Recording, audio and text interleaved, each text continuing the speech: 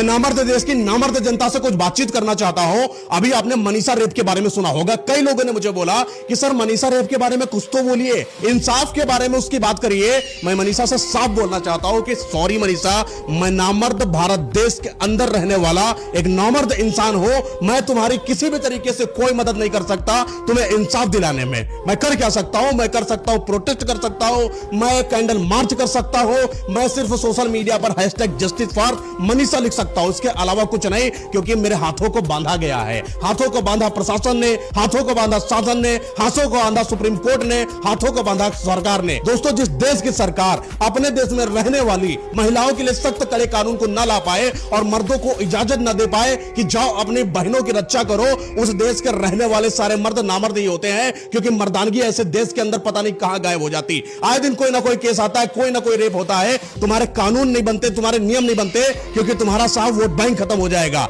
कई सारे लोग आते हैं। एक अभी एसएससी प्रोटेस्ट चल रहा था, वहां पर एक वर्दी वाला बोलता है कि मैं वर्दी पहना हूं इसलिए क्योंकि मेरे अंदर मर्दानगी है। खान सर ने भी उस पुलिस वाले की मर्दानगी को ललकारने की बात करी थी। आज मैं उस पुलिस वाले से बोलना चाहता हूं कि वर्दी के अंदर अगर इतनी गर्मी है और मर्दानगी लेकर घूमते हो अपनी वर्दी के अंदर, तो जाओ उसको इंसाफ दिलाकर आओ। कहां छुपे बैठे हो कोने में? क्योंकि तुम्हारे पास छुपने के अलावा कोई काम नहीं है। दोस्तों, आपको बता दूं कि ये वो लड़की है जिसके साथ जब रेप हुआ, इसके गला को काटा गया, इसके चुचेरा था, वहां पर तेजाब डाल दिया गया। पोस्टमार्टम की रिपोर्ट आती है। ऐसी ऐसी बातें आपको सुनने को मिलेंगी कि आप शॉक्ड हो जाओगे। मैं वो बातें आपको बता तक नहीं सकता। बलात्कार तो हुआ ही हुआ, आंखें निकाल ली गई, श्वास नली गायब कर दी गई, ऐसी ऐसी चीजें कर दी गई जिसके बारे में शायद मैं बोलूंगा तो मुझे ये जेल में डालकर मारेंगे। क्यों? क्योंकि मैं सही की बात करता हूं। और कोई भी इंसान अगर इस देश में सही की बात कर दे, इंसाफ की बात करते, अपनी मांग की बात करते, देश में कहीं पर कोई सुनवाई नहीं होती। हरियाणा के अंदर हुआ, कहां गए सारे हरियाणा के मर्द? कहां गए सारे उत्तर प्रदेश, पंजाब, बिहार, ये सब मर्द जाकर अपनी महिलाओं को सुरक्षा नहीं दे पा रहे हो? बाद में बात करते हो कि मैंने एक सशक्त